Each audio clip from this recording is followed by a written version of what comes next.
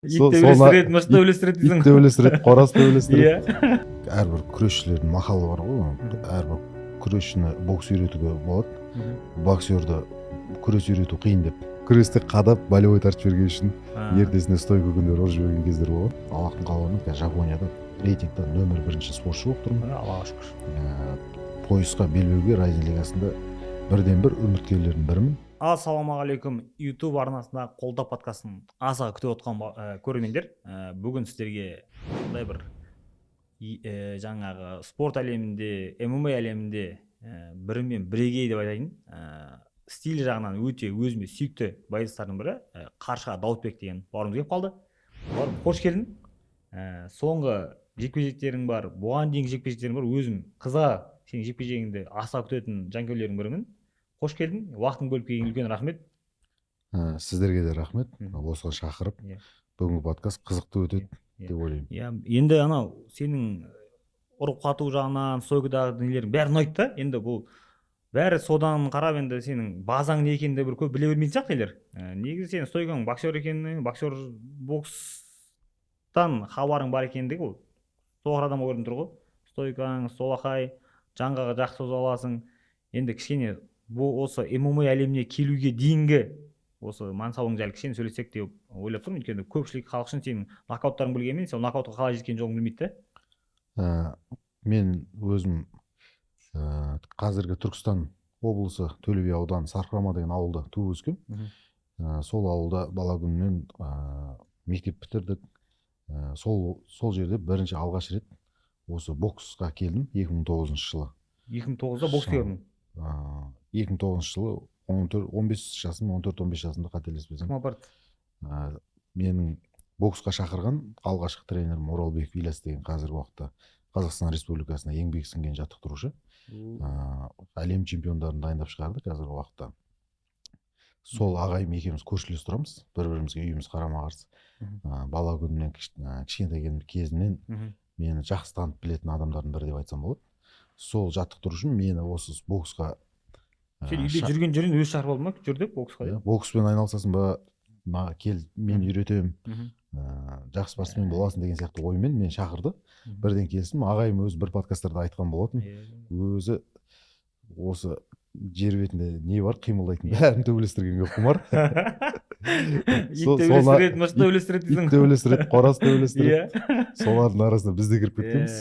Біраз төбелестіріп, бокстастырып жүрсек. Ильяс ағайдың артықшылығын айтайыншы. Өйткені ол боксы, мысалы елдер залға келіп тұрған баланың өзіне сенбейді да. Залға келмеген баланы залға тартып сөйтіп шығарып отыр да. Біз сөйтіп бірінші кезде үлкен балдармен бізде зал болмайтын ауылда. Или қателеспесем, мен кішкентай бала едім. Или қателеспесем, мүмкін зал ремонтта болды ма.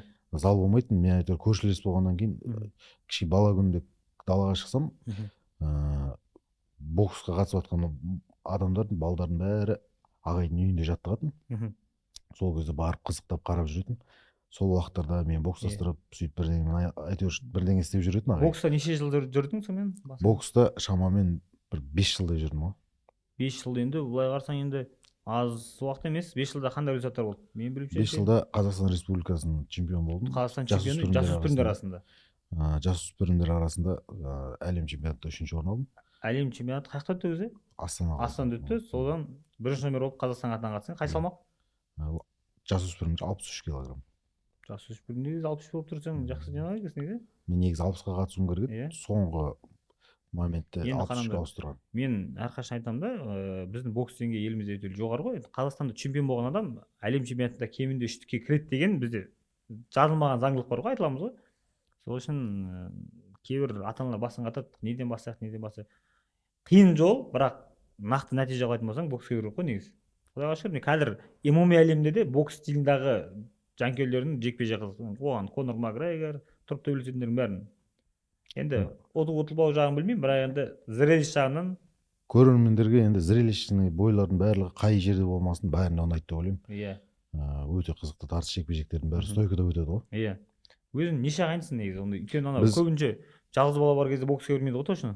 Біз үйде 2 ағайындымыз. Інім бар. Інім қазіргі уақытта Кореяда. сол жақта өзінің жұмысын жасап Кореяға, Японияға жақын екенсіңдер өзіңе былай. жұмысын жасап жүр. Сол алдағы уақыттарда ойлап жүрмін, сол бір жекпе-жегімнен кейін Кореяда қалып бір 4-5 күн інімнің қасында, бауырымның қасында Бұйырса. демалып қайтсам ба деген ойым бар. Иә.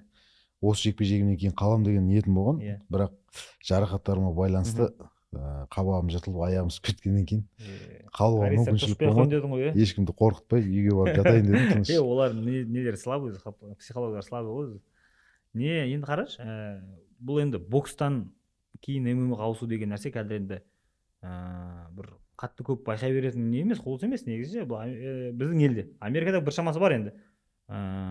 Енді қалай, енді бастапқы уақытта күрес деген нәрсені үйрену керек, болмаса жаңағыдай күрестің өзі үлкен бір ғылым ғой, оның өміріңді арнамасаң, ояқтан бір қалай қысқа уақытта сен күресті игердің? Күрес жайлы айтатын болсам, осы аралас жекпе-жекке келді. Өте мен үшін өте қиын болды деп айтсам болады. Өйткені әрбір күресшілердің мақалы бар ғой, әрбір күресшіні бокс үйретуге болады, боксерді күрес үйрету қиын деп. Сондай бар ма? Соқсып, бокс еш жүрген адамды күрестіру қиын болады. Сол сияқты мен де сол қиыншылықтардан өттім десем болады. Басында қиын болды, күрес күндері тренировкаға бармай, тек стойка күндері барып. Күресіп отыр, ұрып жүрген кездер болған жоқ қой дейсіз? Күресіп отыр, ұрған кездерім болмаған, бірақ күресіп ұтылған күндері, стойка күндері ұрып жіберген кездерім болады. Күресте қадаған үшін деп па? Күресте қадап, болевой тартып жіберген үшін ертесіне стойка күндері ұрып жіберген кездер болған. Сондай қызықтар бастан өткен. Сол сияқты менде ұзақ уақыт кетті күреспен айналысып, күресті үйреніп, кішкене основасын, хотя бы основасын түсіну үшін қаншама жылдар уақытым кетті. Және күреспен айналысам деп қанша жарақаттар алдым, өте ауыр жарақаттар болды.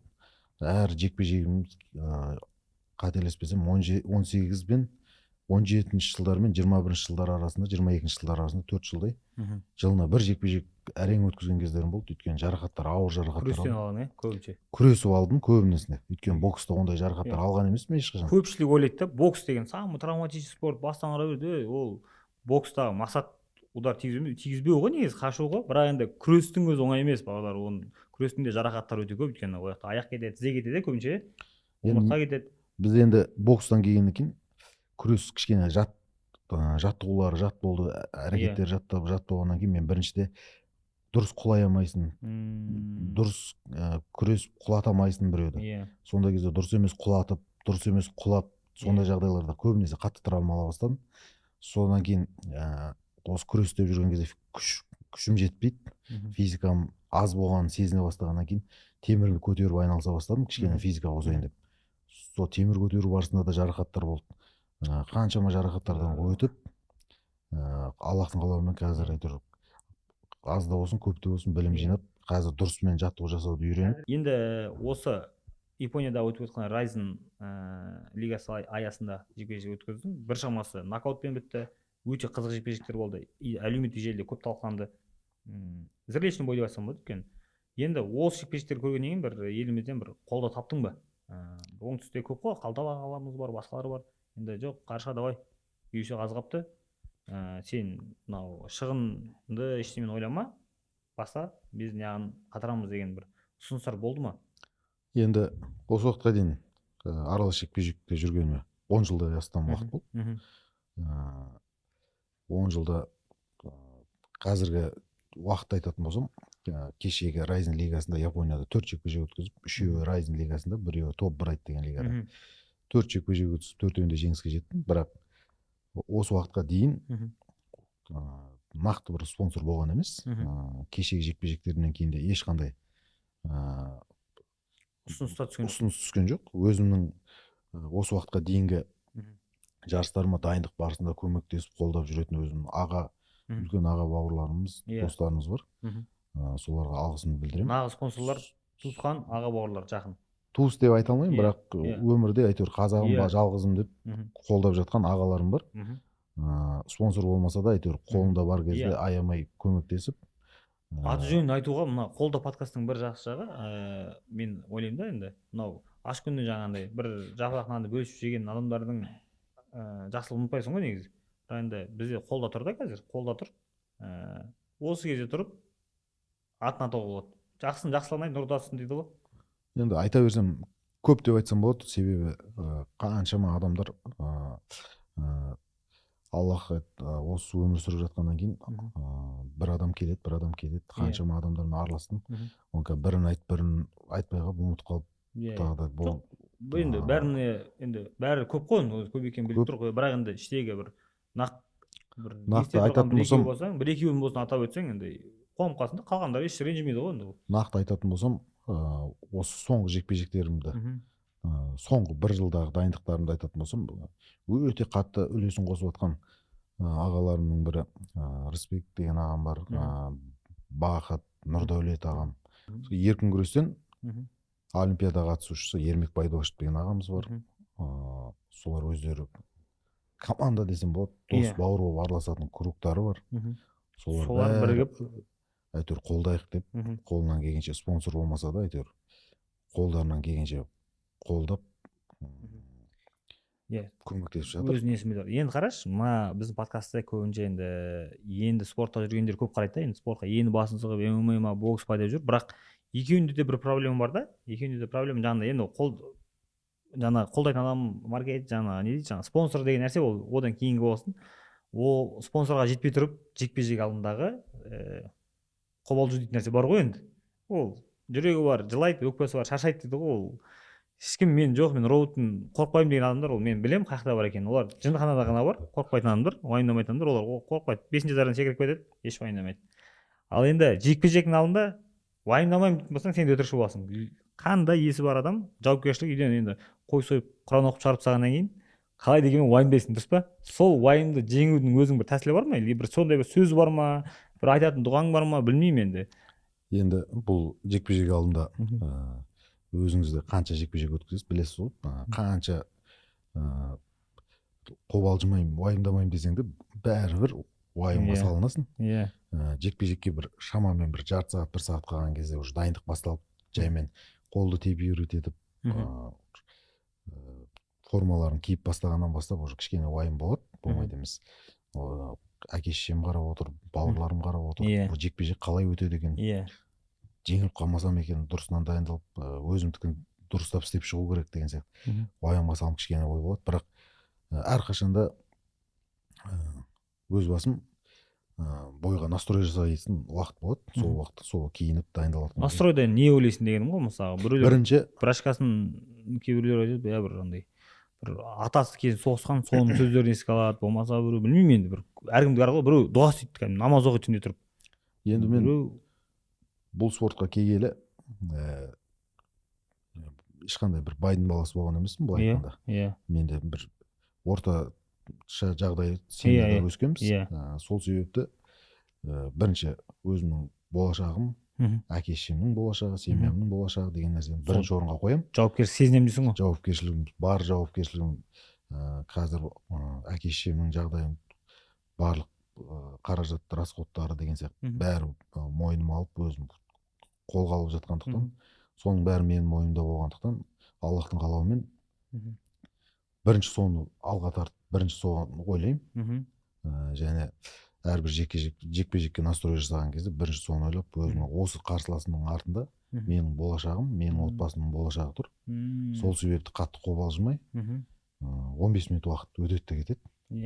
Ертеңгі күні өкінішпен еске алып отырмау үшін қазір осы жерде алысқа кеткен артты ойламай, қазірде осы моментті жібермеу керек. Қазір осы жерде айтқанда страхқа қатты, қорқынышқа қатты беріліп кетпей, өз-өзімді ұстап көрсететін кез келіп тұр. Барынша көрсететін кезім келді. Сол себепті өзім үшін және отбасымның болашағы үшін. Енді американецтарда енді психолог дейтін адам болады да, психолог ол сенің енді дәл сен сияқты күніне 3 рет тамақ ішеді, сен қарсысыңда, ол да сен сияқты күніне аптасына 6 күн 2 рет жаттығу жасайды күніне, ол бір ақ рет істейтін жындылар жоқ ол қазір, күнде бәрі 2 рет істейді. Дәл сен де соны істейсің, бірақ енді екеу ондай спортшылардың саны көп қой әлемде. Бәрі сен істеген сөз, ол енді чемпион бірақ біреу да. Оның айырмашылығы оның өмірге психологиясында ғой. Біреуде табиғи психология спокойный болады, ол шығады да, любой көреді, түк қалай ұру керек екенін біледі. Біреу жанады түнде, уайымдайды, ертең бүйтіп қалдым, сөйтіп қалдым. Дәл осы кездерде бір өзінің техникалары бар да, мысалға біреу дем ал, мысалы қатты жүрек қағысы көбейген кезде, мысалға қалыпты адамның жүрек соғысы 60 пен 80-нің арасында тұратын болса, спортшылардың кейбір кезде брадикардия төмен ұрады. 40 ұратын спортсмендер де бар. Bir велогонщик болған дейді, 27 ретке шейін түсіп кеткен ғой, экономно ұрады екен да жүрегі. Иә, вообще өліп қалды ма деп ойлайтын шығарсың, оны дік деп ұмытып қалып десең, кішкене уақыттан дігі де қалады шығар. Енді бірақ соның бәрі бұл қазір сондай техникалар бар да. Енді любой адам айттым ғой, қорқады, бірақ ол қорқынышты жеңудің өз техникасы бар. Мысалға әлемдік деңгейдегі, мысалға кімді айтсам болады, мысалы Майк Тайсон бір жақсы күш түседі, настроениесі бар, екінші күн там әйелімен ұрысып қалды, настроениесі жоқ, дұрыс сөз істемей қалды деген нәрсе жоқ та жақта. Өйткені ол профессионал. Неге профессиональный спорт дейді? Ол кәсіпқой спорт ғой. Кәсіби адамда ол өзінде настроениесіне қарамайды, анау Құдай сақтасын, біреудің жақын қайтыс болып кетсе де төбелесетіндер бар. Сол күні шығып, өйткені ол профессионал да, өйткені ол шықты, оның миында сондай команда бар. Өз-өзінің жаңағыдай делай раз, делай два, получи три деген сияқты жүйесі бар да. То есть жағатта ол өзінің қорғанышын жеңе алады. Дәл сол сияқты бар. Өзің қолданасың ба техника? Демді реттейсің ба, жоқ ағайыңа массаж етесің ба, жоқ бір тер шығару керек па деген сияқты. Жекпе-жек алдында жекпе-жек алдында бір соңғы 2 күнді алатын болсақ, салмаққа түсу күні мен жекпе-жек күні. Барлық спортсмен сияқты бізде де сондай болады. Мен салмақ көп қылмаймын, бірақ сонда да соңғы күні аш жату керек болады, су ішпеу керек болады, салмақты реттеу үшін. Сол себепті мен салмағымды бір 10 сағат алдын, шамамен 9-10 сағат алдын жасап қоямын. Сонымен таңға дейін ұйқы болады, таңғы сағат 10-да салмаққа түсу рәсімі болады. Мен түнгі сағат 10-11-лерде салмағымды жасап қоямын. Қарны аш болады, шөлдейсің. Сол себепті бойдан қарағанда салмақты көбірек ойлайсың ғой, негізі. Сол күні бір сутка шамамен түнімен ұйықтамаймын десем де болады. Аузымды шаямын, уақыт өткіземін. Дене қызады, су уақытын, иә. И сол себепті салмаққа түсу рәсімінен кейін уже қайта салмақ жинау процесі кезінде мен тамақ ішемін, су ішемін, өз-өзіме келіп, сол күні түнде бір күн алдын ұйықтамағанына байланысты плотно ұйықтаймын дейсің ғой. Түнде таңға дейін бір 10 сағат, 8 сағат жақсылап ұйықтаймын. Батырлар сияқты ұйықтаймын дейсің, ауыз ашып қойып. Егер ұйқым келмей жатқан жағдайда мелатонин қазіргі витаминдер бар, спортивный батта сататын. Соны сатып алып ішем, сөйтем де ұйықтап қаламын. Енді қара, мына жақта енді әңгімені кішкене поточный айтайық та, енді сен енді әлемдік деңгейде төлеп жүрген жігітсің, и ішетін витаминдер жайлы бізде көбі бүйтіп енді витамин дуавит қана ішемін деп айтатындар бар да. Енді ол енді мен айтып тұрған жоқпын, сен допинг ішпейді, өйткені онда әлемдік деңгейдегі райзанға төлеп жүрген адам допинг іше алмайды. Ол ACA-да мүмкін ішу мүмкін, ол жақта болған, оны білеміз енді. Бірақ именно райзен, ол Япония, ол таза спорт жағын қолдайтын ел. Допинг контроль бар. Допинг контроль жесткий у жақта. Не жейсің, не ішесің, бәрін қадағалайды. Любой уақытта келіп допинг контроль келе салуы мүмкін, үйіңе де келіп қалуы да мүмкін да, байқамай. Енді жаттығудың алдында не ішу болады? Балаларға айтпайыншы, мен қарап отқандарға не ішейік дейді ғой. Енді кәсіби спортшы ретінде айтарым, егер кәсіби жастардың бәрі кәсіби спортшы болатын болса, көрінген нәрсені алып, мысалға мен витаминдарын таусылып қалды, мен спорт питанияға барым, спортивный питание сататын жерге барым. Бүгін маған омега-3 керек, рибий жир керек, D3 керек деп алып, бәрін қатарына шей беруге болмайды. Біріншіден білім керек, не үшін? Өйткені кәсіби мамандардан ақыл кеңес керек. Бірінші солар айтады, анализ тапсыр дейді, анализ тапсыр. Анализбен барып бірақ қаласың. Мен өзім соңғы жылдары енді барлық спортшылар сияқты мен де білген жоқпын басында. Барып жұрт сол ел жұрттың ішетін барып аминокислот, бағанағы рибий жирін алып жей берді. Организмде как будто одан басқа витаминдер жоқ сияқты. Бәрі сөйтіп қалған бәрі толып тұр, тек солар қалып еді деп па? Тек соны алып жей бересің, бір жыл тоқтамай сөйтіп, ол кейін барып уже білім кіріп, басқа түсіне бастағаннан кейін спорт анатомия. Одан да басқа витаминдер бар екен ғой деп түсіндік қой. Сол сияқты мен қазір соңғы бір 3-4 жылдың көлемінде мен 1-2 эндокринологтармен жұмыс жасап көрдім. Эндокринологтармен, эндокринолог, яғни адам денесінде гормон реттейтін мамандар ғой. Олар біледі, яғни адам денесін полный контроль жасап тұрады ол гормондар да. Кімнің тестостерон түсіп кетеді ме, болды, настроение түсіп кетеді, оның в общем өмірге деген көзқарасы түсіп кетеді ғой. Дәл сол сияқты мысалға зоб дейді, сол нәрсе енді вообще өмірге деген көзқарасты адамның энергиясын реттеп тұратын ол гормон ғой негізі. Эндокринолог врач. Оның шаршауын, жаңағы восстановлениесін реттейтін, яғни осыны көп жігіттер біле бермейді. жігіттер анау пока күштерің бар кезде ойламаңдар тек қана төңкере беремін деп. Кәдімгідей біліп отыру керексің. Сен не ішу керек, не жеу керек, қай уақытта жату керек, қай уақытта тұру керек. И әр организм әртүрлі. Саған жағатын витамин маған жоқ болуы мүмкін, маған жағатын саған жоқ болуы мүмкін. Оны білу үшін тек қана қан тапсырасың. Қан тапсыратын жерсің. Қан тапсырасың. Сосын барып аузыңа көрінген нәрсені тықлай бермеңдер. Сол үшін оны пайдалы екен десе бәрін тыға береді ғой бәрі. Сол айтпағыңыз, иә. Күнде ол бір қалыпты шебер болмайды. Мен сол эндокринологпен жұмыс жасау барысында түсіндім. Кемінде бір айда немесе 2 айда бір рет өзің самочувствиеңе қарап та анализ тапсырып тұру керек. Дайындық барысында, мысалы, мен 3 ай гормон тестостерон тапсыру керек. Бір жекпе-жекке дайындалғанда мен 3 ай уақыт кетеді. 2 ай 3 ай уақыт кетеді. Мен 2-3 айда 1-2 рет анализ тапсырамын. Гормондарға тапсырамын. Бүкіл организмда витаминдарға тапсырамын. Железа бар, магний, цинк деген сияқты. Сосын ұйқы безін, щитовидный железа, солардың бәрін бір тексерткіземін. Кәсіпқой спортшы ол дипломы жоқ врач сияқты ғой. Ол не ішу керек екендігін, не жеу керек екенін өз организмін өз. Енді ол бір айтады да мен ұтылып қалады да бапкерді кінәлап жүреді да.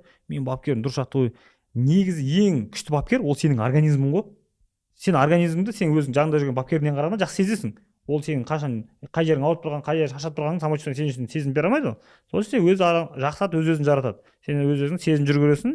Опа, менде қазір түсіп кеткен сияқты, одан энергия жоқ. Железа түсіп кеткен сияқты. Ұйықтай беремін, что-то гормонды реттеу керек. Сол сияқты мен анализдер тапсырамын. Енді азақша емес, бірақ шамамен бір 100 мың теңге көлемінде шығады. Бірақ өзім үшін және спорттық карьерам үшін керек екенін түсіндім уақыт өте келе. Сол себепті ол процедураларды жасап тұрамын. Соған байланысты витаминдерді аламын. Соған байланысты жұмыс әрекет жасаймын. Менде мынандай жағдай болған. 2023 жыл қателеспесем бір жарыстарға дайындалып жатқан барысында 2 ай жаттығу жасап жүргем. Жекпе-жек жоқ, 2 ай жаттығу жасап жүрдім. Сосын 2 айдан кейін уже маған тағы бір айдан кейін ба 2 айдан кейін жекпе-жек болады деп айтты. Күнделікті жаттығуымды жасап жүрген кезде жекпе-жекке 2 ай қалған кезінде жекпе-жек қабылдап қойғам. Тренировка күнде істеп жүргендіктен формадамын деп ойлап жүрмін. Еш формаға кірамаймын. Спортшылар түсінеді деп ойлаймын. Формаға кірамаймын. Күш жинайын десем күресем жоқ, зілде аяқ. Күресейін десем күшім жетпейді. Бокс жасайын десем чувствам келмейді. Соққыларды сезіне алмай қиналдым. Түсінбеймін не үшін екенін. Вроде тренировкадан қалмаймын. Қанша 30 күн тренировка, 30 күн тренировка залдамын. Бірақ формаға кірамаймын. Түсінбедім. Сонымен бір эндокринолог врач бар еді. Соған хабарластым. Сұрадым, осындай жағдай болып отыр, формаға кірамай жатырмын. Мен бірдеңе жетіспей жатырмын. Кішкене көмектесіп берші деп. Сөйткеннен маған айтты, анализ тапсыр деді, жаңағыдай. Анализ тапсырсам, маған железа жетіспейді екен. Мен оны білмегем. Сөйтіп железа алды, іш деді, осындай препараттар барды. Іш деді. Іштің сразу ажылам тұққан жерсің. Іштім. 15 күннің ішінде өз-өзіме қайта келдім ғой. Біз сол кезде түсіндім ғой. Ғылымсыз спортты құры өз денеңді қинай беру, ол ауаға денсаулығыңды құртумен бірдей. Өте керемет. Денсаулығында мен айтамын да әрқашан. Мысалға, дәрігердің алдына адам ауырып қалғанда барады ғой енді. Жасау кезде бармайсың ғой, біздің қазақтар точно. Ауырып қалған кезде барасың, дәрігердің алдына, сөйтіп сен жазылып кетесің. Ал бапкердің алдына адам сау келеді да, егер бапкер сәл мисыз болатын болса, ауру болып кетеді. Өйткені адам баса береді. Сол сияқты қазіргі бапкерлерде көбінесе осы қазір грамотность сол нәрсе жетіспей жатыр. Енді міне құдайға шүкір гормон тапсыру деген теманы, қан тапсыру керек. Құр анау еңбек етсең болды, бәрі болады деген нәрсе ол бәрі болмайды. Еңбекте де ақылмен істеу керек. Ақылмен еңбек. Ақылмен жасаған еңбек нәтиже береді. Ақылсыз жасаған. Құр бақайт ете берсең, жүре бересің. Құр бақайт ете, бізде де сондай жағдайлар болды. Денсаулықтың бәрін залда құртып қоясың. Қалай? Білім жоқ. Тренировка жасай бересің. Еңбек етпесең тер шықпаса, бүгін мысалы тренировка келдің, тер шықпаса, еңбектенген жоқсың деп есептейтін еді ғой. Сөйтесің де барыңды салып, мысалға денең дайын емес, мысалы ауыр нагрузкаларға еңбектену керек деп бар нагрузка салып травмаласың. Енді қарашы, мысалға жекпе-жектің алдында тренировка көп қой, физподготовка бар, спарринг бар, не деп айтсам, психологиялық тренировка істей ма білмеймін, біздің қазақстандықтар енді шетелде бар енді бір сыздырады, бүйтіп бір бәленің астына бір алдырады, неше түрлі Ломаченко қарсы айтқан көргем. Мен өзім ондай нәрсе істеп көрген жоқпын. Біздің психологиялық тренировкамыз бір-екі рет андай бір мотивационный кино көріп сонымен шыға бересің ғой. Ахиллес деп ашуланып ше. 300 спартанцев. Иә, 300 спартанцев болып ше, 301 мен деп ше. Енді жаттығудың вот жекпе-жек алдында сен үшін ең маңызды істелу керек жаттығу не? Мен өзіңді реально формаға кіргізетін. 2 ай, мысалға мен 2 ай алдын жекпе-жек қабылдасам, дайындалатын болсам, бірінші физикалық жаттығуларға көңіл аударамын. Денем физика жағынан тыңғылықты дайын болып тұрса, ешқандай жарақаттар ала бермейді екенсің, көзім жетті оған. Екінші техникаға көңіл аударамын. Школаға күрес жағынан болсын, бокс жағынан болсын, бәрін техникаларын қайталап шығамын. Қатты мән береміз. Соңғы процедура уже салмақ қуу процесі басталады. Спаррингке жүр. Спарринг міндетті түрде, ол бағана школа істеген кезде техникаға бар. Бірінші период. Екеуінен мысалы да, школа бар, мына жақта физподготовка бар, мына жақта спарринг бар да. Қайсысына басымдық бересің? Спарринг. Вот, достар, барлықтарын качканы ұрып атасыңдар, витамин ұрып атасыңдар. Спарринг партнері слаб болып қалса, ананың алдындағылардың пайдасы жоқ. Егер мен төбелеске дайындалатын адам, күнде мысалға мен физикалық жаттығуларды жекпе-жекке 1 ай алдын тоқтатамын. Жасамаймын. Бір ай жекпе-жекке 10 күн қалғанға дейін мен спаррингті тоқтатпаймын. 10 күн қалғанға дейін спарринг күнде почти аптасына 2 рет спарринг болып тұрады.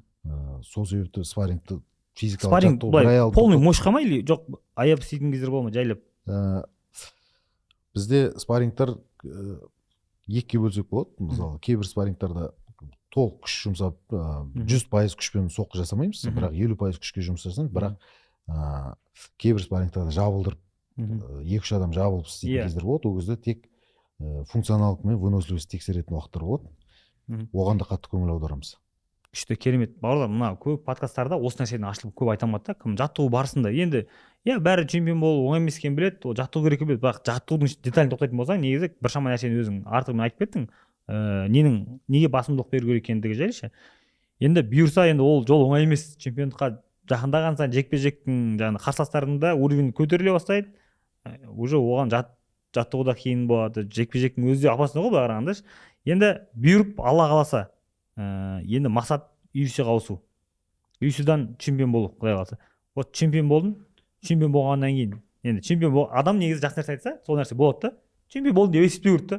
Негізі адам бірінші минда чемпион болу керек екен ғой. Минда уже UFC-ді алып, поезд алып көтеріп, қала-қаланы аралап, әкімдердің қасында фото қалып, бір машинеден, бір үйден жинап жүрген көзге елестетіп қойсын, примерно ше, арғаладан. Примерно сөйтіп көзге елестетесің, ол андай мысли материалин дейді ғой. Көзің елестетіп алған нәрсені сен, значит, өмірде соған жете аласың деген техника бар да негізі өмірде. Примерно сен қазір UFC-дің чемпионсың. Енді бір UFC-дің чемпион болсаң, болмаса жағдайың материал доп болды қазір жағдай сенде. Мынаяқтан миллиондап түсіп отыр, мынаяқтан спонсорлар беріп отыр, мынаяқта рекламный контракттар келіп отыр. Не істейсің бірінші? Бірінші отбасының жағдайын жасау. Екінші өзінің бауырларының қолымнан келсе мүмкіншілік жағдайларын көтеру. Туған туыс бауырлар. Туған туыс бауырларым, одан кейін достарым, өзімнің бірге өскен, араласатын достарым мүмкіншілігін жасар едім. Одан кейін өзім тыныштық жақсы көретін адам. Тыныштық жақсы көресің бе? Миды қадырмандап келдім дейсің ғой, бір Мальдиваға барып, бір осыр сатып алып, жақсы өзің жалғыз. Жас кезде, бала кезде ел жұрт бәрі шулатып біттік қой былай айтқанда. Қартайғанда ешкімді шулатпай тыныш өмір сүргенді жақсы көремін. Өзім де кейде ойланам. Ауылдан жақсы бір үй салып, ауылда тұрсам ба деп отбасыммен. Негізі көп вообще қазақ бойында қазақ қаны бар адам, сен бір орта жасқа келгенде ауылды ойлап тұрады екен ғой негізі. Негізі ол дұрыс па деп ойлаймын. Мына қала деген негізі былай мемлекетті басқару жағынан қалсаң, адам қалаға келіп келеді екен да, сен қалада парковка уақытша төлейсің, так тамақты қалада ішесің. Короче, экономиканы ақшаны айландыратын жер қала екен да. Қаланың сыртындағы адам, в общем, жаңағы экономика қатты байланбаған. Ол не? Әйтеуір суббота воскресенье барады да, он вермишель, майды әкеліп те қойып қойды үйіп. Қалған уақытта ол ет қоры да бар. Жазда картошка пауыр толтырып қойған. Ол в общем, ол девальвацияға да, в общем, доллар көтерге түскет дегенге, в общем, нерв кетпейді да, ол спокойствие өмір негізі ауылда ғой. Сен де сол ауылға тайынып тұрсың ғой. Мен де сол. UFC-ді ұтып алып, ауылда қалай жатасың бар, енді ертең жастар сені шақыра берді, осындай подкастқа шақырып. Енді шақырса, шақырған жерден қалмауға тырысамыз, бірақ қалған уақыттарда өзім сол тыныш ауылда өз отбасыммен өмір сүрген жақсы UFC-да не уже біршама өткізіп тастадың, уже чемпионский бойға пояс таласайын дейсің. Кіммен таласқың келеді? Райзен лигасында. А? UFC-да ма? Иә. Егер- UFC-да ол UFC деп ойласақ та. Райзен өтіп кеттік. Примерно менімен өтіп кеттің деп ойласай, уже Енді UFC. бір өзім қиялымдағы жекпе-жек жоқ деп айтсам болады. Мынамен төбелескім келеді деген ой ойланған емеспін осы уақытқа дейін. Енді нақты сол периодта кім чемпион болады? Мгм. Қазір кім? Кез келгенмен шығуға дайынмын. Тапурия ғой қазір. Бірақ кетейін деп отыр, Тапурия 70-ке ауысып отыр. Мен ойлаймын болашақта енді Мовсар Евлоев болатын шығар. UFC-дің чемпионы. Евлоев, ол ингуш па? Ингуш. Енді мен менеджерімді қазір ақылдасып отырық, UFC-ға ауысатын жағдай болса, 61 килограммға төбелесетін сияқтымын. Себебі мен 66-ға көп салмақ қоймаймын. 61-да кім ғой жаңа анау? Мерап. Сол себепті қазірдің өзінде мен Райзен лигасында 61-ге ауыс деп саят менеджерім ұсыныс. Мераптың енді атын дүркіреп тұрған елге мәлім деп. Оны не істейміз енді? Оған қарсы бұл пландар бар шығар енді бұйырса. Кез келген спортшының әлсіз тұстары болады. Бәрі темір емес. Иә. Бәрін жеңуге болады, егер тек өзіңе сеніп, Аллаға сеніп шығатын болсаң. Жөн екен. Алынбайтын қамал жоқ деп ойлаймын. Иә. Енді Қаршыға бауырым, бұл жаңағы көптеген бір заттар айттың, жаңағы подготовка барысында не керек, не жеу керек деген нәрселер айттың. Бұл негізі мен бұрын подкаст қарағанда осы нәрсені қарап отыратынмын. Енді чемпиондарды айта бермейді ғой. Даже енді мен өзім ойлаймын да, кейбір кезде құрама командада жүргенде бір сбордан кейін жиналасың. Жоқ, қалай тренировать жүрсің ба десе, любой спортсмен, я похотеть жүрмін деп айтпайды ғой. Жоқ, сол арасында футбол ойнап қоямын. Сол кішкене былай негізі похотеть отыр да. Витаминдерден бір пәле ішесің ба десе, жоқ, сол витамин 2 вит қойдық қояды да. Ал негізі басып жатыр да, ешкім ештеңе айтқысы келмейді. Туалетке барып енді кіші дәрет шақырып тұрған кезде көресің, мына что-то бір жеген. Өйткені сап-сары болады. Білесің ба, не ішіп не қойып жүрген. Айтқысы келмейді да енді. Ал негізінде келгенде, мен өз басым енді ана бизнеста андай бар да, зона X дейтін нәрсе бар. Зона X дегені былай қазақша тілмен айтқанда ұрлық қой. Ұрлық дегенде былай біреудің қалтасынан шығып ұрламайсың. Просто бір мысалы Сапиевтің тренері Александр Стрельников Сапиевқа айтып тұрған кезде мен бар жанына құлағым қызып тұратын. Құлағым қып-қызыл болып жүрдім ғой, жанына барам. Опа, мына не айтып отыр? Былай істе, руки повыше, там анан бейт, после удара уклонись дегендерді естимін да, не хабар соны қайталап келемін. Не хабарамда анау Апачинский дейтін кезінде тренер болды, білесің иә? Иә, білемін. Апачинский айтып отқанын естіп қоямын, мына сөйтіп жүріп, ол енді ұрлық деп айтыла ма білмеймін енді, бірақ ол білімге құштарлықтан ғой. Дәл сол сияқты қазір бұрын подкаст қарағанда осындай спортсмендер осындай айтса екен дейді, құр чемпион болып, мен бүйтем сөйтем дегендер айта береді да, оның бізге пайдасы керек қой, не ішетіні, не жейтіні, оны жеп біздің де жастар сондай чемпион болса екен деген ниет қой енді. Сосын мен ойлаймын енді, ол біреулер ойлайткенде мен айтсам, менің жолым қайталайды, ертең чемпиондар көбейіп кетеді, конкурент болады деп. Ешқандай. Бір екі поварға келіп, саған қолына ананың қолына картошка бер, мынаның қолына пияз бер, мынаның қолына тұз бер, май бер, бір дәл сондай затын аған бер да, екеуіне тамақ жаса десең, екеуінің тамағы екі түрлі шығады. Мықты жасайтын адам ол сол бар затын артық жасайды да. Дәл сол сияқты мен кейбір спортсмендер өздерінің не жейтіндерін айтқылары келмейді. Пока мен спорт қоймайынша айтты, ертең мен конкуренттер етіп қояды, олар да соны істеп шығады дейді. Негізі ол мен ойлаймын енді, мүмкін ол да керек шығар, сен қалай бәрін айттың дегеннің өзінде де, ол бәрі айтылмайды ол, дұрыс па? Бәрін айтпайсың ғой сен, жын емессің ғой, бәрін айта береді. Но бірақ бір 70-80% айтуға болады деп ойлаймын. Сол үшін сен де бүгін бір 70-80 болмаса бір 40-50% айтқан сияқтысың негізінде. Енді өзің келесі жолы мен UFC чемпион болғанда подробно сұраймын конкретно. Не ішесің, қанша грамм, ол кезде уже айта беретін шығарсың. Мен ондайдан ешқашан жасырған емес. Шымкент қаласында да өзімнің келе жатқан інілерім бар, артымнан келе жатқан. Болашақтарына үміт күттіретін үлкен мықты спортшылар болады дейтін спортшылар бар.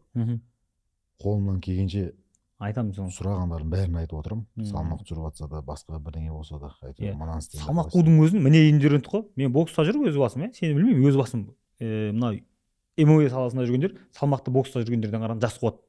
Біздікілер деген ағайлардың бірі, нан жемедік қойды, ол нан жемесең енді нанмен мантының өзі нанмен жеп жүрген халықпыз ғой былай қарағанда. Иә? И сен нан жемесең, мен не жеймін басқа деп ойлайсың ғой, басқа жейсің, и нан жемеген қарың аш жүреді былай қарасаң. Бокстың уақытында салмақ қуатын кезде нан жемей су ішпей еді. Сол ғой. Су ішпегеннен кейін қан айналымы аз болып, аяқ қол дірілдеп, бас айналып, бір айлап весогонка киіп қиналатынбыз. Иә. Қазір ойласам не деген қателік жасағанбыз. Сол ғой үлкен қателік та, анау су ішпеу деген нәрсе вообще қателік ғой өмірде. Сен адамның денесі қаншама пайыз судан тұрады, ол суды алып тастайтын болсаң, в общем, жүрекке нагрузка деген ғой. Жүрекке нагрузка сосын деп ойлаймын. Көп спортшылардың, боксерлардың бойлары өспей қалып, Иә. аласа болып қалды ғой енді қаншама спортшылар. Бойлар өспей қалған жерде ойлар өспей жатқан қаншама. Ойлар өспей жатқандар да көп болып тұр ғой. Сол мысалға соның бәрі сол витамин жетіспеушілік, жасөспірім кездерінде салмақ қудыртады, су ішкізбейді, нан жегізбейді, соны бойлары аласа болып жүреді. Қазақ и так ұсақталып алып бара жатқанда. Одан бетер ұсақталып кететін болды. Дұрыс айтасың. Мына ММА саласындағы байыстар, мына боксшылар туралы айтайын. ММА-дағы жігіттерді сұрадар, не ішу керек, не жемеу керек, олар бізден жақсырақ біледі. Өйткені, білмеймін, қазіргі уақытта сол сала қатты дамып кеткеніне себеп бірден бір ол фармацевтика дамыды. Ешкім қазір бұрында қазақтың баталары бір қойдың етін жеп жауға шабатын дейтін заман, ол жауға машинамен бармайтын, ол кезде аттың үстінде жеп баратын. Аттың үстінде бір қойдың етін жеп алсаң, екі қойдың етін жеп алсаң да ол қорытылып кететін, дұрыс па? Қазір есің алғанға магазинге кіріп келгенде машинамен барамыз. Ол личный қозғалыс жоқ, ол үшін бір қойдың етін жеу деген нәрсе ол қате.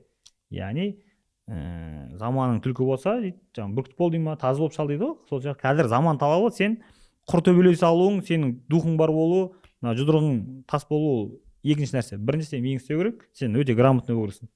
Сен витамин қай уақытта ішу керек, қай уақытта демалу керек, қанша тоқтайсың мысалы өзің? Мен жарыс уақытында, жекпе-жекке дайындалатын уақытымда 2-3 ай дайындаламын. 2-3 ай дайындалған кезімде мен ешқайда шықпаймын, өзім принциптарым бар. Енді Шымкентте той көп қой, қалай шықпаймын? Той томалақ еш нәрсеге бармаймын, даже әке-шешемді де көрмеймін, отбасы еш нәрсеге көрмеймін. Полностью 100% изоляция деп айтсам болады. Тек қана баратын жерім зал мен үйдің арасы болады. Ренжитіндер де жиналып қалады дейсің ғой, бой болып дегенше. Түсінетіндер түсінеді деп ойлаймын, түсінбейтіндер түсінбейтін шығар енді. Бірақ өзім бір-екі рет балдар достарымның арасында айттым, ескертіп. Бұл спорт ғұмыр ұзақ емес, бизнес сияқты емес, ол өмірдің соңына дейін айналысам. Өзі санаулы жас спортшы емеспін, санаулы уақытым қалды. Сол себепті егер мен жарыс барысында, жарысқа дайындық барысында егер той томалақ болып қалса, мен бара алмаймын. Бірақ жарыстан кейін белгілі бір уақыт бар, 10-15 күн демалатын. Сол уақытта болатын жиындардың бәріне қалмауға тырысам. Жарысқа дайындалатын уақытта мен кешкі сағат 10-11-ден кейін үйден шықпаймын, үйде боламын. Таңғы сағат 6-7-де ұйқымнан тұрамын, намаз уақытында деп айтсам болады. Тұрамын. Содан бастап тренировка басталады, таңғы жаттығу, кешкі жаттығу, одан кейін келем, үйде боламын. 2 ай, 3 ай көлемінде күнім солай өтеді. Бізде мен жаңа алғаш Америка барып жүрген кезде UFC-дің байыстарын көрдім. Біздің залға көп келеді, бокс жағын менің бапкерім үйренеді. Соны былай ойлап қарадым ба, бұлар енді UFC-да жүр. Бұлар енді өзгеше бір витамин жейді, өзгеше бір нәрселер істейді деп ойласам. Енді көп жағы біздікіне ұқсайды, бірақ біз салғырт қалайтын нәрсе бар ғой. Ұйықтаған кезде, бүгін 1-де ұйықтай саламыз. Ничего, 2-де 12-де ұйықтасақ та нормально деген сияқты. Өз-өзіміз жоба табамыз ғой. Акас осындай нәрселер сенбе деген. Ничего, бүгін тойға шақырып отыр, қалай бармайсың? Ол туысқан ғой, алдында біздің тойға келген, ты че, бармасаң қалай? Неудобно вот, бару керек деген бізде қалып қалған заңдылықтар ғой. Сөйтті ананың көңіліне қарайсың, мынаның көңіліне қарайсың, сөйтесің да бір күн рингте таяқ жейтін кезде өзің таяқ жейсің, ол сен үшін таяқ жемейді. Сол үшін қазақ жастары Қарышқа барғанымыз өте дұрыс нәрсе айтты. Сразу заранее айту керек, жігіттер, мен жекпе-жек барысына дайындық уақытында шақыратын болсаңдар, ешқандай кешіріп қоясыздар. Мен соңғы жылдардың мен 2022-де кішкене пауза болды карьерамда. Отбасылық жағдайларға байланысты, басқа да жағдайларға байланысты. Сол кезде, сол моменттен бастап мен жақсылап анализ жасай келе, карьерам неге жақсы жүрмеді, неге мен 15-16 шақты жекпе-жек өткізгенмін, Қазақстанда танымал емеспін. Узкий круг деп айтсам болады, спорт саласында жүргендер ғана таныды деп айтсам болады Қазақстанда. Спорттан тыс адамдар танымайтын, спортта жүргендердің өздері танымайтындар болды. Неге деген ойлар болды. Сол себепті мен сол кезде ойлана келе, біріншіден өзім түсінген жекпе-жектерім жылына аз өтеді. Жылына 1-2 ғана жекпе-жек. Одан кейін жарақатым көп болды. Сондай нәрселердің бәрін, дұрыс емес істелінген нәрселердің бәрін анализ жасай келе, осы қорытындыға келіп, дұрыс емес деген заттардың бәрін алып тастап, осы жасайтын заттар дұрыс деп есептеген заттарым жасап жүрген кезде, Аллахтың қалауымен 2023-24 жылы нәтиже шығарсады. 2 жылда 7 жекпе-жек өткіздім. Аллахтың қалауымен Жапонияда рейтингта нөмір 1 спортшы болып тұрмын. Аллаға шүкір. Поясқа белбеуге Райзен лигасында 1-ден 1 үміткерлердің бірімін. бұйырса осы жылы 25-ші жылы белбеуге Андай бір жекпе-жек өткізіп жеңіске жетемін деген ойдамын. Құдай қаласа мен өзімде соны саған тілейміз. Алла тағала соған жететін жолын саған жеңілдетсін. Енді сен жеңіл жолды іздейтін жігіт емессің екен. Жеңіл жолды іздейтін адам ол төбелесті тек қана телевизордан көреді. Сен келіп өзің рискке барып, енді UFC-дің де аулы алыс емес сияқты ғой қазір құдай қаласа. Енді мына осы жерде төбелесемін деп жүрген, әлі өзінің болашағын сол спорттан көреді деп тұрған жігіттер көп та енді. И вообще қазақтың жігіттеріне де шалбар киген намысы бір дейді ғой. Бір өзің бір ағалық дей ма, достық, бауырлық бір ақылыңды айтып жіберсе, еске салу ретінде еске салған пайда береді дейді. Алла тағала Құран айтып, еске салыңдар, еске салған пайда береді деп тұр ғой енді. Еске салыңдар да былай. Бір-екі ауыз сөзіңді айтсаң sonra. Болашақ жас спортшыларға айтарым, аянбай еңбек етіңіздер, бірақ біліммен еңбек етіңіздер. Өздеріңізден мықты ұстаздарыңызды тыңдаңыздар, тренерларыңызды тыңдаңыздар. Аянбай тер төгіп, еңбек етіп, алға қойған мақсат болу керек, жоспар болу керек. Жоспарсыз жаттығу жасамаңыздар. Әрбір қадам жоспардан басталады. Бірінші жоспар құру керек, одан кейін сол жоспарға байланысты әрекет жасау керек. Сіздер де аянбай тер төгіп еңбек етсеңіздер, алға қойған мақсаттарыңыздың бәрі орындалады деген ойдамын. Жоспарсың. Үлкен рахмет, өте керемет. Енді осы момент байланып бір айтқым келеді. Біз спортшылардың өмірлері, біздің қазақ жастарына спортшылардың өмірлері өте қызық. Дәл соған байланысты біз алдағы уақытта қолда подкастымыз болса, енді қолда веб сериалын шығайын деп жатыр. YouTube арнасында ауылдан шыққан бокс жігіттің Америкаға дейінгі жолының өткен жолын түсіретін бір кино түсірейін деп жатырмыз. Қазір сол түсіру барысындамыз. Қазірден бастап бізге қолдау көрсетіңіздер өз тарапыңыздан, яғни қолдау деген біз сіздерден ақша сұрамаймыз. Тек қана бізге подписка жасап қойыңыздар, туған туысқанға группаға жіберіп қойыңыздар, подписка жасай берсін. Енді бала тәрбиесіне қатысты көптеген тақырыптар бұл сериалда қолданылады, өйткені қозғалады, өйткені спортта адалдыққа үйретеді, жаңағыда ішімдік, басқа да нәрселерден алыс жүруге үйретеді. Бұл енді беретін құндылықтар өте жоғары сериал болады деп ойлаймын. Өйткені бұйырса сол сериалдың ашылуына, көріліміне де алғашқы көріліміне өзін шақыратын боламыз. Енді біздің рубрикамыз бар. Осы жерде айтып өтетін бір рубрикамыз бар. Ол сенің сүйікті мына еліміздегі да енді ел білетін, еліміз танитын ММА жұлдыздарының арасындағы сен өзің сүйікті спортшыңды айтсаң, мен аты өтейін, сен өзің ұнайтын атын айтсаң. Так. Жалғас Жұмағұлов, Арман Сұңқар Оспанов. Жалғас Жұмағұлов. Жалғас Жұмағұлов, Рауан Бекболат. Танисың ба? Жалғас Жұмағұлов. Жалғас Жұмағұлов, Дамир Исмагулов. Жалғас Жұмағұлов. Жалғас что-то четен кіріп келеді ғой. Жалғас Жұмағұлов, Сергей Морозов. Сергей Морозов. Опа. Сергей Морозов, Қуат Найман. Морозов. Сергей Морозов, Асу Алмабаев. Морозов. Сергей Морозов, Шафқат Рахмонов. Морозов. Морозов что-то ашуланып жүр ғой. Мен Морозовты неге таңдадым, себебі мен оны қазір Сергей Морозов бауырымыз ислам қабылдап, ислам дінінде. Оны мен таныған кезімде ол ислам дінінде емес еді. Мен сол кезде оның маған деген қазақ болмаса да бауырмашылдығын сөйтіп маған жарысқа көмектесіп 2020 жылдар салмақ қуып жатсам түнде звондап жағдайымды сұрап не болып жатыр, қалай болып жатыр, кішкене таза жүріп қайтайық, демалып қайтайық, былай болсын, үйінде менде мынандай заттарым бар, витаминдер бар, кішіпейіл киімдер бар, саған не керек деп өте қатты өзінің бауырмалдығын көрсетіп бірден бір қолдаған мен үшін енді жас үлкен болғандықтан ағалардың бірі деп айтсам болады. Сол себепті мен кімде кім болса да Сергей Морозовтың қасында сол азамат таңдар едім. Сол кезде өзім ойлайтын, осы жігіт ислам қабылдаса бірден бір мықты адамдардың бірі болушы еді деп өзім ойлайтын едім. Ұзақ уақыт күткен жоқпын деп айтсам болады. Арада 1-2 жыл сала Сергей Морозов бауырымыз ислам қабылдап, өз басым Сергей үшін өте қатты қуандым. Енді орамал тоң болмайды, жол болады дей ма? Қуыс үйден құр шықпа дейді. Біздің мынау Айдар бокс академиясы дейді. Мына қарап көрсетіп қояйық. Біздің мына бокс академиямыздың өзінің осындай футболкамыз жаттығу барысында бір ашетінен күн көрсетіп жүргенше бір жақсылап бір тоздырады деп ойлаймыз. Сосын саған жаттығуға бердік осыны. Жаттығуда өзінен көрейік. Біздің мына Айдар бокс академиясына осы құрылғанына 10 жылдай болды. Қазір енді америкалық жаттығу жүйесі дейді ғой жаңағы. Не ішу керек, қалай жаттығу жасау керек. Кәсіпқой боксқа мансабын алдағы уақытта дамытамын деген жігіттер үшін осы біз Айдар бокс академиясы жұмыс істеп жатыр. Өз тарапымызда жастарға енді білген білімімізбен осы бокс залы аясында бөлісіп жатырмыз. Бұйырса алдағы уақытта өзін де сол жерде күтетін боламыз. Біз тарапынан қандай да бір қолдау керек болса, әрқашан дайынбыз. Енді сіздерге үлкен рахмет. Біріншіден өзіңізге рахмет. Енді осы спорттағы ағаларымыздың бірі деп айтсам болады. Жастарыңыз үлкен. Спортты бізден бірінші бастап осы өмірді көрген адамдардың бірлерісіздер. Еңбек сіңген Қазақстанға. Сол себепті сіздерге алғыс айтамыз. Бізді осындай жас спортшыларды қолдап, осындай подкасттар түсіріп, спортшыларды елге танытып жатқандарыңызға алғысымызды білдіреміз. Болашақта сіздің залыңызды әлеуметтік желілерде қарап отырам, көріп отырам. Болашақта бірге жаттығу жасаймыз деген ойдан. Үлкен рахмет. Сәттілік өзіңе. Енді бұйырса шынымен алла қалап бір UFC-да чемпион болып, сол кезде қой сойғаннан бастап қасында жүрейін деп тұрып қой.